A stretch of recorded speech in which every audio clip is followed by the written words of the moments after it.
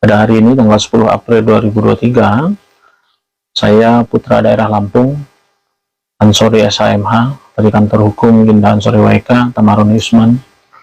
Hari ini kami melaporkan akun TikTok atas nama Aubimak Ribon yang diduga telah memberikan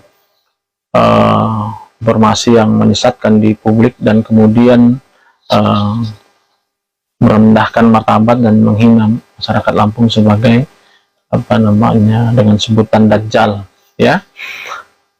Kita sudah laporkan dan mudah-mudahan Polda Lampung dalam waktu dekat ini bisa melakukan penyelidikan terhadap persoalan ini, karena memang yang bersangkutan ini sepertinya banyak membuat konten-konten yang kemudian menyerang kehormatan baik maupun seseorang maupun pemerintah, gitu ya. Bahwa saya akan memberikan pendidikan yang benar.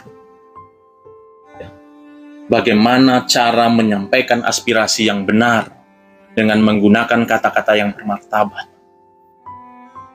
Ya, problematika yang disampaikan oleh saudara B ini soal proyek-proyek mangkrak, jalan di mana-mana bermasalah, terus kemudian soal-soal UN yang kemudian bocor, penegakan hukum yang kemudian belum maksimal, dan korupsi itu, serta suap menyuap itu bukan hanya problematika yang terjadi di daerah Lampung saja.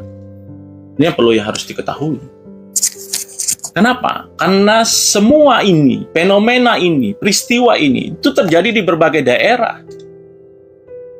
Ya, apalagi kita baru bangkit dari 2 tahun pasca COVID.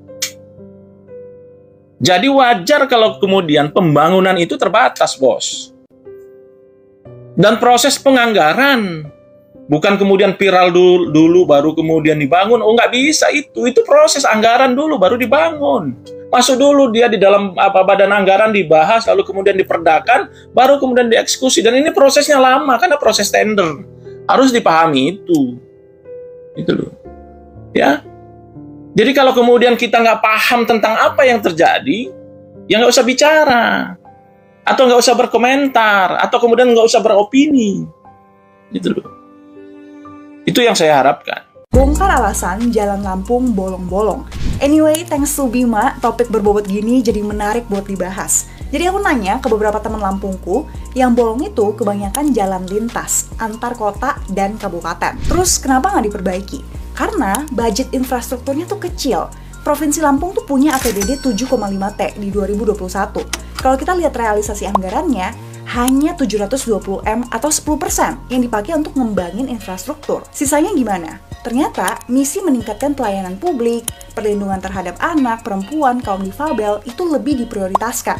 Sampai 82% anggaran. Tapi kok masih banyak ya kasus begini? Kena loh. Dalam pengelompokan lain terlihat juga bahwa belanja pegawai, barang dan jasa seperti gaji, tunjangan, honor, sewa gedung, dan perjalanan dinas ini udah 52% dari APBD.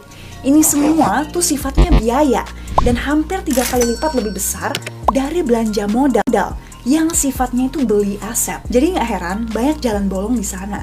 Menurutku harusnya semua biaya dan belanja untuk pejabat pemerintahan itu dibatasi.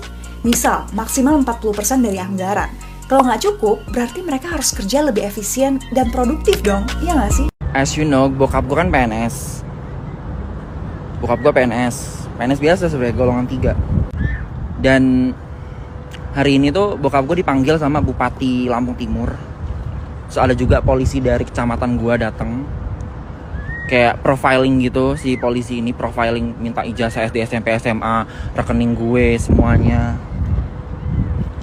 All the data. Bahkan konyolnya, bokap gue dibilang sama bupati nggak bisa mendidik, salah mendidik anak, bla bla bla. Jadi intinya gue itu nggak boleh mengkritik. Intinya gue disuruh berhenti mengkritik Lampung. Intinya ya, pada intinya gitu. Di sini yang mengalami teman serius bukan gue, yang ada orang tua gue. Bener kalian, orang tuamu gimana gitu. Bener. Ini Indonesia. Itu Indonesia.